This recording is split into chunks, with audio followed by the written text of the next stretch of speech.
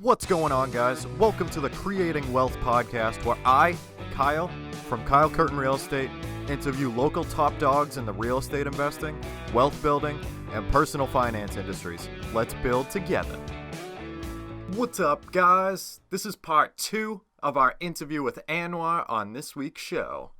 Anwar is an amazing local wholesaler who has done some really crazy things so far with real estate.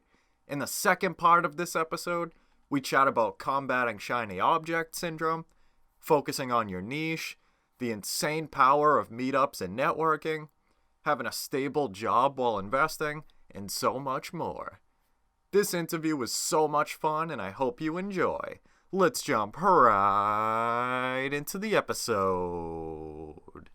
Even like to things outside of real estate and stuff, you know, like just to kind of taste, you know, and like take those risks once in a while, you know, those opportunities, like, you know, I don't even know really. Just trying to think of an example that's like, you know, you know, if you wanted to, I don't know, maybe like buy things at a garage sale and flip them on eBay or something, you know, like give it a shot. You know what I mean? Like, what's the worst that's going to happen? Like you lose a little bit of money and some of your time, like things like that. You know, and like just kind of be tasting things all the time and like trying things out, see what you like, see what you don't, you know, and just kind of see like what you hit it off with. Exactly right. So yeah, I mean that's definitely good. I mean, especially if you're at a younger age, you know, try different things and you know really see it to the extent. Yeah. One thing that we also have to be careful is what they call the shiny object syndrome. Yeah. Yep. Because we'll be distracted like, oh, there's Bitcoin, Dogecoin, crypto, you know, this, that, real estate, you know, Amazon, all this. So we'll be distracted with all these things and we never give it 100% each one of them. So yeah, I got caught up with that in the beginning of my business because like, oh shoot, I can do whatever I want. I can do this, I can do that. And I got so distracted with other things that my real estate business started to fail. And then I started focusing on this. Then I had to learn this new stuff. And then I kept jumping around. And I was like, okay, Anwar, you're all over the place. Focus on one thing and see if that's going to pan out. If it doesn't, then move on. Yeah. And so I actually tried eBay stuff. And I was like, you know, I'm going to do eBay. And then I'm going to do real estate at night. And then do eBay. And that just, for me, it just wasn't working out. I didn't have the act to it. I mean, there's other millionaires that do it all the time easily. But I just like real estate. I don't know what it is. I just have a love for real estate. But yeah, you just want to be careful with this shiny object syndrome. Yeah. If you're going to try something, give it all you got for like at least 3 to 6 months. And if it doesn't pan out, you can decide then, you know, but at least I tell people, whatever you're doing, give it at least 3 months, you know, whatever it is you're doing to see if it's something that's going to, but you have to go all in, see if it's going to work out. Yeah. Because that way you can make a decision if you want to go through with it or not. Yeah, I totally agree, man. I feel like that's something that's pretty tough in real estate, especially because literally like everybody is doing something at least a little bit different. You know, like I see it all the time. Like I'm trying to keep that one thing. You know, and side note, have you read that book called The One Thing? Oh yeah. All right, perfect. Yep. All right. Yeah. Like after reading that book, man, like that changed everything. Yeah. You know, instead of like the analogy that like I know Brandon Turner on the Biggerpockets podcast uses it a lot, but you know, having like all those different activities and like the shiny object syndrome, you know, and thinking of those as like bridges to like the main goal that you want to get to. And instead of just doing your one thing and taking that bridge all the way to that island, you know, you're putting a little bit of attention here, a little bit here, you know, a little bit of effort here. And yeah, you have a bunch of bridges. None of them get to the goal that you want. You know, and like I feel that's something that, you know, I really kind of discovered probably within the past 6 months, like really dominantly, you know, is like just to have that like one thing that you're focused on. You know, and like even with multitasking and stuff, like just trying to do literally like one thing at a time. You know, and like I kind of see it like a little bit everywhere. So I'm like, oh, okay. You know, that's like a really central, at least in my opinion, like a really central idea, you know, to kind of be successful, you know what I mean? And it's really interesting, you know, because you're right. Like especially in real estate, man, like, the people doing short-term rentals and buy and holds and wholesaling, and like there's so many different things that you can do, and there's so many different ways that you can do it. There's so Like there's just so many parts that you can mix together, and like it's yeah, tough to find that one path and be like, oh, actually this is really cool. right. Let's do this instead. I'm done with that. And like Yeah, that's exactly right. There's so many niches in real there estate is. and Yeah. you pick from, and me. So I have my niche is wholesaling, obviously, because I got really good at it.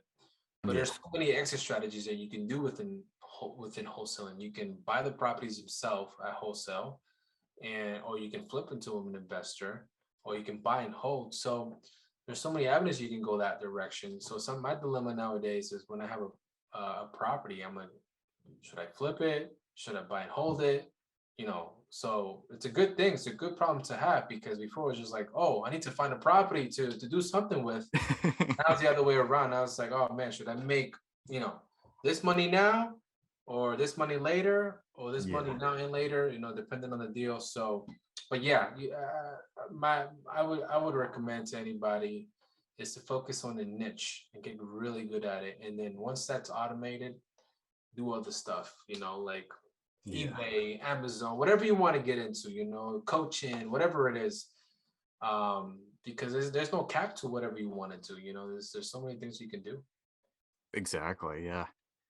I know it's kind of tough to kind of like, well, at least it's tough for me to kind of like train your brain to literally like just focus on one thing at a time and literally just like block out everything else, Yeah, and like it's just hard. because of like the information overload, of like constantly listening to podcasts and reading books and, talking to people like yourself, and like you hear all these different things like all the time, and just try to be like, or I guess try to have like the self-awareness to be like, oh, that's like literally the coolest thing in the world, but it doesn't necessarily fit the vision for what I'm trying to do right now. Right. Like maybe in the future, like, maybe write it down or whatever, like that's really Right. cool, Yeah. but it doesn't fit what I'm trying to do. And Right. like I'm trying to learn that lesson right now, and like yeah, it's interesting, like just Yeah. because there really is so much out there, Yeah. Well, you know. sometimes you get what's called FOMO, right? FOMO. I've learned Yeah. that phrase the other day, which is called fear of missing out. Yep. You think you're missing out on opportunity. So, I mean, you should definitely look at all opportunities that you have. Yeah. But as long as you're doing it, though, like you actually have to put action into it. So there's one thing to read about it and learn about it. There's another thing to actually put stuff into action. So, Exactly. I mean, there's always people that have multiple streams of income, which is great, and you should definitely do that. But there's always going to be one niche, in my opinion, that's going to make you the most money. And Yeah. for me, it's so easy for me to say, okay, I'm not gonna do drop shipping right now. I'm not gonna do eBay. I'm not gonna do too much crypto. It's so easy for me to say, I'm so good at my niche right now that I'm making good money that I'm gonna keep doing it and make as much money as I can, so I can automate it as much as I can, so I can take part of that money and invest it in different businesses. So Yeah. for me, it's easy for me like, nope, next, because I can focus on what I'm doing. So I know in the beginning it's hard to really concentrate on one thing, because I like I told you, I was doing eBay, I was with Amazon. I was like, what if this? What if I do this, Exactly. that? Boom, this looks all so good. But you really got to ask that question yourself, what you want to focus on first, and really drive that through and see if it'll work. Yeah. 100%. Mhm. What is something that you thought about business, networking, or wealth creation that kind of changed as you went along? Hmm. Hmm. Let's see, what's something that you thought about business, networking, or wealth creation that you changed as you went along? Hmm. I think networking. I think networking before, I didn't really think I had I didn't really like networking. I didn't really Yeah. have to go out there and meet people and talk to them and then be like, hey, here's my business. But I recently went to an event. It was an invite only event of Mhm. investors not too long ago, a couple weeks ago. And I was really reluctant to go. I was like, I really don't want to get dressed up and go to this meeting. Although there's going to be like seasoned investors, actual investors actually make big deals. I was like, ah. But anyways, I went anyways because it was an invite only, right? It wasn't open to the public. Yep. So I went along and I had such a great time. I met a lot of great people out there that were actually getting deals done, really nice people. And I networked with some of these people that could become a really big potential partnership for deals that come in the future. So I think now I want to be able to network more because there's so much opportunity, different people you can meet, physically nowadays. So I think I kind of took that for granted in the beginning because I was just more focused on, okay, I need to get all my stuff together. The leads will come in, the buyers will come in through my funnel, whatever. Yeah. So I think nowadays my mentality has been more geared to networking more in this point into my life. Yeah, I totally agree, man. It's to your point too, like it is kind of tough, to kind of get up and go to some of those events, especially for, like the first couple times that you want to go to a meetup or something. Mm-hmm. But, again, to your point, like the people that you meet at those, man, are like, it can be absolutely crazy. Like absolutely life changing. Yeah. And like that's what I love about it, man, is like it's kind of like a dice roll of like there's like a bunch of different opportunities that can go on, like, and it's much bigger than people just kind of passing out business cards. Well, hopefully it is depending on your meetup, but yeah, and like just to really make some of those good connections, and it's something special. And like people are doing deals together and like just giving advice to each other. And especially in like the real estate investing community, like with it being such a team sport, I feel like a lot more people just kind of want to like genuinely help each other out. And like it's because I remember like right off the bat, before going to my first meetup, I thought, oh no, like real estate investing, it's going to be such a cutthroat thing. Like, people aren't going to want to, talk to you if you're not doing deals. And like, they're going to be mad if you're in the same like city as you or something. And like, that's not it at all, man. Like I tell people all the time, I'm like, if you want to buy like on the same street that I'm looking on, I'm like, hell yeah, dude. Like, let's get you that house. You know what I mean? Like it's just a really wholesome, like, somebody said it on the podcast a while back, it's like there's enough pie for everybody. And like just kind of helping each other out, and it's really something special. Land of abundance for sure. Yeah. You're right. A lot of people are like that. They want to network and work together and try to get stuff done. I remember a while ago, like 5 years ago, there was this one investor, right? That was the opposite of this, of what we're talking about. He wasn't too happy. Because he was going to appointments where I was going to, and I was getting the deals. And then I don't know how he got my phone number, but he calls me. He's like, "The house you bought and sold, I've been there. I bought that house. I mean, I was gonna buy the house, but you went there and you offered way more than I did, but you got it done anyways." And he was a little bit of, I don't know how to say aggressive, but he wasn't he wasn't very happy I was in his market. He had that tone of voice, and when I saw him physically and I approached him, I said, "Hey, I mean, it's Anwar. I'm in this market. I just started doing wholesaling." He was like a little bit upset about it, and he was an older gentleman. He must have been like in his 50s. And I'm like, wow, he's not very happy about me being in this market. But he was the only objection, the only guy that was kind of like not very too happy, because I guess he was killing it in that market, and then now he has this younger guy coming in, starting to get traction in deals that he wasn't very happy because I guess I was going to the same appointments that he was going to. But it was just funny. It just made me think about that. But overall, everyone just wanted to work together. I had investors like, "Hey, any deals you have, I'll buy them off of you. Whatever you make, I don't care. That's just deals." So there is a large 90%, 99% of it is, investors want to work with you. So definitely go out there and network. And I didn't do that enough in the beginning. I probably would have been a lot better off if I started that in the beginning. Hey, you live and learn, man. Like you said, like you're super focused on like building the systems and like Yep. building the machine and getting that up and running and oiled and everything, Right. and that's another part that you have to do as well, Right. like Yep. it's just, I feel like it's just kind of finding the balance of, like having those people, and making that team and everything for, when those situations come along where you're going to need those specialists, as well as, building that separate machine on like, how are you going to get those leads to come in and like, how are you going to do this, that, the other, like who's going to buy them, Right. like if you're doing wholesaling and stuff and like Right. just, I don't know, like I feel like there's just kind of like the multiple pieces, I guess, and Yeah. just kind of, I guess, keeping a balance.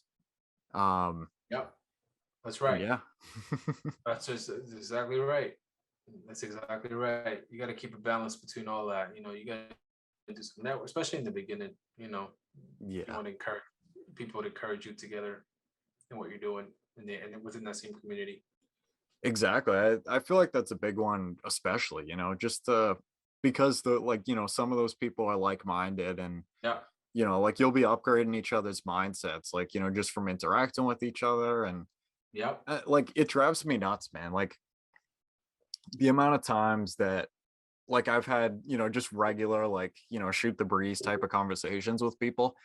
And like they'll say like literally like one sentence, like one little thing. Yeah. And like that literally changed everything for me. Yeah. Like, Yeah. especially like a year ago, man. Like somebody shout out to Nate Swift. I think he was like guest number 3 or something like that, like way back when. Literally, like I was talking to him on Instagram one night, man, and I was like, oh, like I only have a year in at my day job. I'm like, I gotta have that 2 years and everything. And he's like, dude, you're ready. I'm like, what are you talking about? He's like, dude, you're ready. I'm like, what? Because what I told him was I did a year of community college, and then had enough of it and then, dropped out and then went to work. He's like, dude, like check with a lender, but you might be able to count that year of college as well as your year of W2, and the bank might be good with that. And I'm like, Yeah. no way. So sure as anything, I reach out to somebody else to find like a loan officer that they recommend, and I got pre-approved shortly after that. Literally, Wow. like, and it's little things like that that Those like I feel like nuggets. that just kind of come along when you're talking to people, Those. man. Like literally one sentence in like an Instagram conversation completely Wow. changed everything by a year. That's crazy. You know, That's crazy. it's Yeah. I little mean, things like that, and like it's just from talking to people and like, yeah, 100%, man. I mean, that's you know, crazy. you I didn't know. never know. I didn't even know they would do that. Count that as a pay period or something. That's crazy. Yeah, it's Um, so I mean, I'm not a loan officer, so I'm not 100% sure how they like, I yeah. know in my case, they were able to use, because I was like technically full-time school. Okay. Um, they were able to use one of those years towards my pre-approval as like a year of income. And Wow. then along with my actual year of income from my W2. So then Wow. you had your 2 years of income. And it's like I would have never knew that if I wasn't just out, like talking to people. And like I don't say that like I'm not bragging or anything. I'm just saying like anybody can do this. You know what I mean? Like, and that Right. goes for anything, like whether you're trying to find contractors, like, oh, I'm Right. looking for a contractor. Like, how would you kind of vet somebody? Or um like an inspector or something like that. Like, how would Right. you kind of go out and do that? Or, what kind of loan programs are out there? Like, literally just from having regular conversations and like just Stuff. interacting with like these like-minded people, Yeah. like Yeah. there's such an Oh, infinite yeah. ROI, for mindset, and like things might take a lot shorter than you thought. Like, because there's a lot of things that like other people are doing that like you don't know, Right. and same thing for them. You might be doing things that they don't know about. And it just, I don't know, it's just like there's so much value in like just getting out there and talking to people, shooting the breeze, and Yeah, it's it's a hundred nuts. percent, 100%. You get those 1, 2 nuggets that Yeah. anybody can give you that could propel you, Yep. 10 steps forward. So It's I definitely 100% agree with you. I always look for those nuggets. You know, you may have like, if you may go to a seminar that's like, I don't know, a week long, and Yep. you may just get that only one word, one nugget, but that's going to be the thing that's going to propel you to the next Exactly. level. So yeah, 100% agree.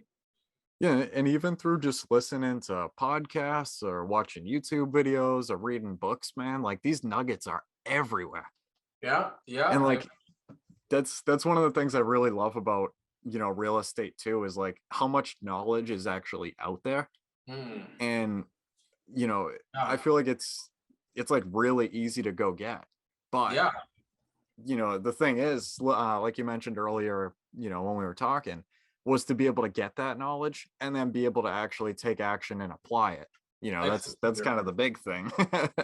right, yeah, yeah. It's, you got to take the knowledge. It's key, but nothing's gonna happen if you don't do it at all. So Exactly.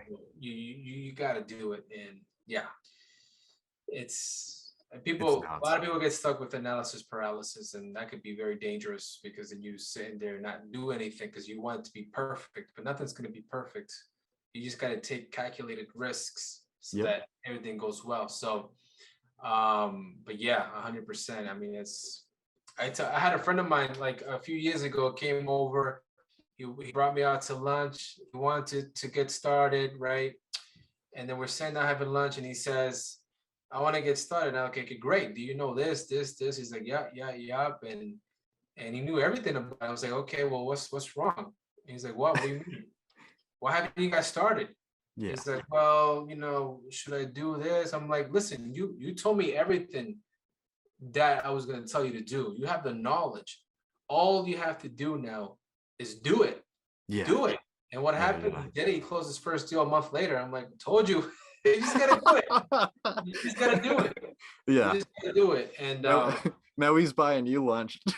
yeah, exactly. Exactly. Well, I helped him. I helped him close his first, I don't know, 10th deal or something like that. And we JV all of them. So we split profits on that because I coached him through it. Yeah. But I didn't have to tell him, what to say, what to do. He just kind of brought me the deals and I said, okay, yeah, we go this direction. But he had all the knowledge to get started. He was just stuck in the, oh, what if this, what if that? No, you really got to go, okay, step one, do this. Okay, action. Step two, Yeah. okay, action. So you got to follow up with the action. Otherwise, you'd be stuck. Yeah. I love that, man. That's so true. Yeah. Ooh, Anwar, what is your best piece of advice to new investors that, well, we actually kind of talked about quite a bit, but your best piece of advice to new investors that want to start and manage their rental portfolio or get started in wholesaling, or it's up Yeah. to you.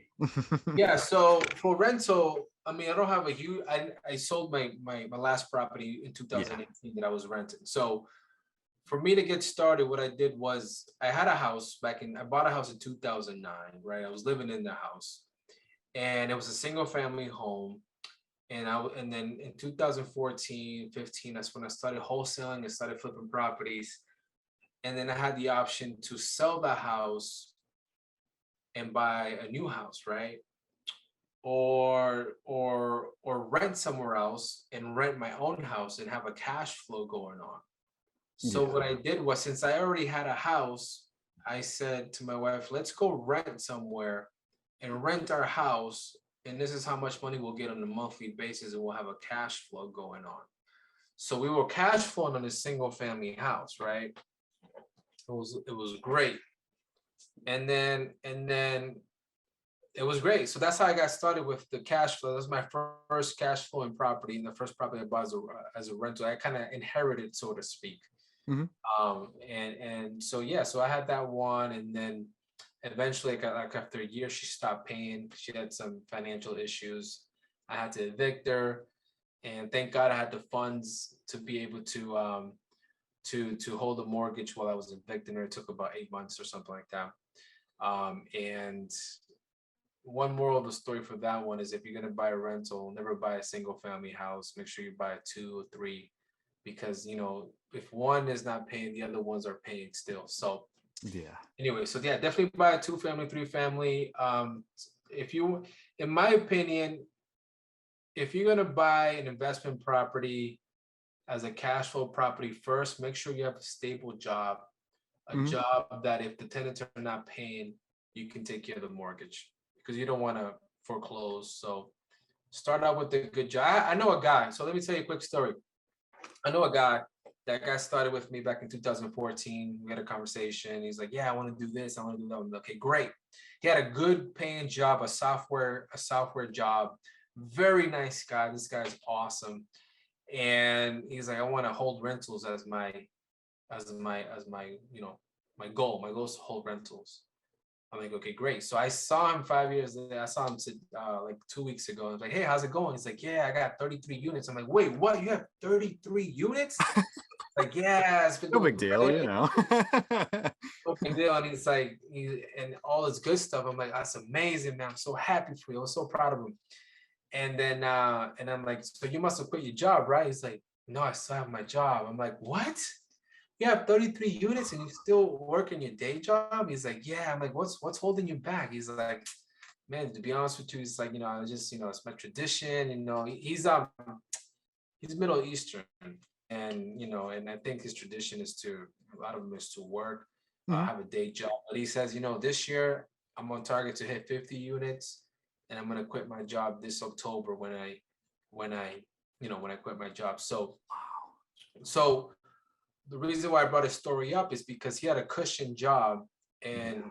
when he get loans, the loan people would look at his W-2 to see if he's able to qualify. And then as he started building up his portfolio, he started to get, better and better and better with getting loans and stuff like that. And he had a cushion jobs. And then you can quit your job when every single one is cash flowing, in my opinion. Um, That's for huge, man. yeah. So don't quit your job until you have an MBA, major bank account, or I've never heard that before. The major yeah, bank account MBA. I love that, man. That's yeah. awesome. I heard that from an investor. He's like, "I've never went to college, but I got an MBA." I'm like, "What are you What does talking that mean? Yeah. major bank account?" I'm like, "Wow, That's what I it want to, is. I want an MBA." Yeah, me too. Yeah, I was like, "I'm gonna get an MBA one day, and I'm not gonna go to college." So yeah, so just to say the least, I graduated and I got my MBA. um, but yeah, no, I think having your job until you're set yourself up is key when you Yeah. begin in the beginning. That's super valuable, man, especially for, some of those bigger units. Yeah, And I mean, yeah, like if you're looking for, like a 3 or a 4 family, you do have the extra safety of, if half the building doesn't pay, a right. good amount of the mortgage might still be covered, depending on what your situation is or whatever. But um yeah, I mean, but also having that, like, if things totally, hit the fan, you're still able to step in and cover that. Like exactly like you did with the single family, Right, and not put yourself in a really bad situation because you over leveraged and right. it was a lot more than you could chew. Exactly, That's exactly. huge. Yeah, you don't want to jump without having a game plan, so you definitely want to plan it out, whether you have funds in the bank that will wait to hold you over for 6 months to 12 months, or have a job that can pay the mortgage if your tenant's not paying it, and obviously if you have 33 units, if one building's not paying, you'll be able to pay it with the other profits from the other buildings, so it all kind of weighs out. So I mean, if Yeah. the goal is to quit your job, you got to keep your job until your cash flow properties can replace that income, obviously. So um, I always tell people, don't quit your job. And even if you hate your job, it's paying your bills, but keep that job so you can pay for marketing, so you can pay to get the leads, so you can pay to put food on the table Yep. until you get, I mean, a lot of people are brave and they go out there and they quit the job without any funds. I'm like, that's all for it, but you're gonna have a much harder time. You're gonna be more stressed. Yeah. Exactly. Especially having that obligation, if you leave a W2 job like way too early and kind of throwing yourself, into the fire essentially, because now like you literally have to perform to put food on the table. You know, and Right. like, I mean, Right. I guess that's one way to do it for some Yeah. people, but I mean, Yeah. I feel like for most, you know, just to kind of stay conservative and make sure, you know, at least you can always eat. Right. Um, Exactly. you know, And it, or have a yeah, game plan, as long as you have a game plan, not just jumping out of win. Oh, everything's gonna work out, because no, that we don't live in La La Land, So you hope for things to get better, but you plan for things to go well. exactly. Yeah, that's so true. Yeah. Ooh, last one, Anwar. I know you read. Oh yeah. um, if you had to pick favorites, what is your favorite business, investing, or real estate book that you would recommend to anyone? So And I know business, it's tough. that's a tough one. That is a tough one. I read so many good books. Right. It's a struggle. Yeah. Um, I'll say some of my favorites. Go I for don't it. know Yeah. if I have a top. I don't know if I have a top favorite, but the E Myth is really good. You probably read that Yeah. one. That That one's one really hit me hard, like a lot. Like yeah. permanent rewiring kind of thing. Emo- Emotionally, yeah. I mean Yep. that one hit home for me. That was a good one. Definitely read that one. Let's see what else. Trying to think. Obviously, the Rich Dad series are really good. The Cash Mhm. Flow Quadrant was really good. Yeah, I like the Cash Flow Quadrant a lot, just because it puts your mind into perspective as to, okay, do you want to be a W-2 and work for the man and never, get ahead, be a subcontractor and still not, being able to get to your goals, Yep. or be, I think they call it a business owner, where you control your business, you have employees, or you become an investor where you have all this money that now you can invest in different things. So I think that's very key, that book, to really help people switch their mentalities from traditional, getting a degree, get a job, to focus in their minds like, okay, what are the talents that I can use to better myself and my family, So Yeah. the Cash Flow Quadrant and the Rich Dad series are really good to help people transition their minds from like employees to like business owners, because if you want to become wealthy, in my opinion, you got to be a business owner. You got to be Yeah. an investor. I mean, you have. I mean, otherwise, if you're gonna be a CEO of a major corporation like Apple or whatever, Microsoft, but then who knows? If you create your own wealth, it's probably more certain than it Yeah. is to work up the ranks in a company, because they can lay you off and they can have a bad month and lay a bunch of people off and you could be included. So if you want to Exactly. become wealthy, in my opinion, you gotta have your own business. I totally agree, man. Mhm. I don't know. Those are some really, really good ones. Like Yeah, the E Myth, man. Like that one literally, like that was another one that like really kind of punched me in the face, I guess you could say. You know, to have yeah, like have a that like growth in your mindset, I guess. You know, yeah, like just the concept of process and like standard operating procedures and everything, and just kind of like I don't know, like that book was just something else. You know, yeah, that's definitely like a really, really important one to me, like top five. yeah. It talks a lot about the technician, right? Like the Yeah. person that's like a hairdresser, for example. Yep. They're specialists, right? You can't double yourself because you're the only specialist. So you have to physically be there because that person that's going to get their hair done wants you to do their hair, right? That's when you become a specialist, you become a subcontractor, and it's hard for you to delegate that yourself. So Yeah. which is fine. It's okay. I mean, my wife is a hairdresser and she has her own business, and she makes a ton of money. She makes great money. And you know, if she wanted to, she could have worked 5 days a week, and I didn't have to work. I can stay home and be like, oh, we're good. We don't have to ever work. And she could make You great could have money you could have the pool days all the time. all day, every day. You know, why should I work? She makes great money. No, but she she's great. She loves, you know, we have 3 children, and she wants to. She only works 3 days a week, and you know, and she's dwindling down more and more and more away from work because she wants to spend more time at home. And she loves doing hair. She said even if I was like Jeff Bezos, a multi-billionaire, she will still work because she loves what she does. She just loves doing hair. But so the book was talking about being a technician, that you know you have to be there, you have to do it, you know. But if you really want to become a wealthy business, you gotta take yourself out of it and really delegate that and really create a system and people and personnel to really expand that.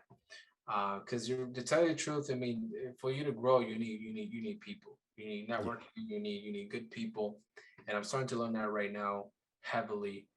Because I've been hitting a lot of ceilings in my business lately, where it's like, oh shoot, I can't do everything. I need talented people now because I'm up to my max, and I can't do more if I'm stuck with a bunch of stuff. Yeah. And then even though it's going to be hard, like the email was saying, but it's going to be hard. You're going to cry. You're going to sweat. At the end of the day, you're a champ. It's worthwhile. What you're doing, because at the end of the day, you're going to create success for your family, for yourself, for everyone, and it's ethical. You know, it's not like you're doing something bad. Exactly. And Yeah. it's meaningful work. You know, it's meaningful work. Exactly. And to some degree, you've done that already, you know, with having like a couple VAs and stuff. Like you've already delegated some things, you know, Yeah. and just kind of sitting in that. Is it like the manager, the technician? And I don't know, I forget. It's been a while, but, you know, Yeah. just kind of sitting in that, like, you know, CEO type of role, and just kind of like keep delegating the things that, um, you know, where your time isn't best efficiently spent. Right. Yeah.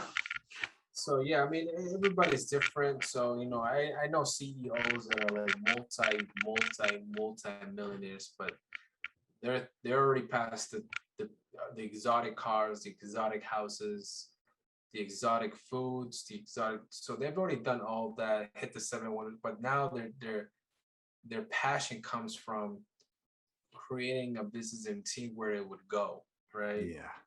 Where it would go. So it becomes like your baby. You're emotional to it, right? Yeah. So that I don't know if I'll ever see myself at the beach doing nothing. I think I always want to be doing something, you know, with investing or business or something, because It's that's fun. oh yeah, it's fun. We're built that way, you know? So yeah, man. I mean, it's definitely we're on the right path. You and whoever else is listening is on the right path to seek wealth and freedom and whatever the dreams are that you want. You know, it's all done through business ownership. You're right. Definitely. Mostly. And if you look at Forbes, most of the millionaires are real estate people. Yeah. Most. It's insane. It's literally just something else, you know. It's like Yeah. it's really its own thing, I Yeah. guess, you know, its own kind of asset class, like just with the control and the possibility and the creativity, and Yeah. it's like no other. A lot of wealth is made through real estate, that's for sure. Yeah. Mm-hmm. Yep. I could talk to you for hours, Anwar. Where on social media can you be found, man? Like the businesses, yourself. Where can I shout you out? Yeah, so let's see. So I have 3 different accounts. I have a personal account, which is just Anwar Rennis, my first and last name. I just put personal stuff with me, what I do on a daily basis. Then I have my business accounts, which is Home Cash Solutions, which is all the properties that we buy and sell. And we have Mass Wholesale Homes, which is our dispositions company that sell all of our properties to investors. So yeah, that's usually where you can find me, and Facebook, same situation. Awesome, man. Yeah, I'll definitely drop those in the description down below. And yeah, guys, go give Anwar a follow. Go connect. Thank you. No, I appreciate for having me. It was great talk. Thank you so much, man. That was a ton of fun. Oh my God. Oh, same here. I had a fun. I mean, I love talking about real estate, motivation, entrepreneurship. I'm like you, I can talk about it all day. All right, guys, that concludes our Creating Wealth podcast episode for today. I want to thank every single person that has listened this far. It really means a lot to know that people can learn from me and with me as we build wealth together. Hopefully, you can take home at least one thing from this podcast that will improve your life just a little bit. If you could, please check me out on social. That's at Kyle Curtin Real Estate on Instagram, Facebook, and I'm on Biggerpockets. Until next time, let's build together.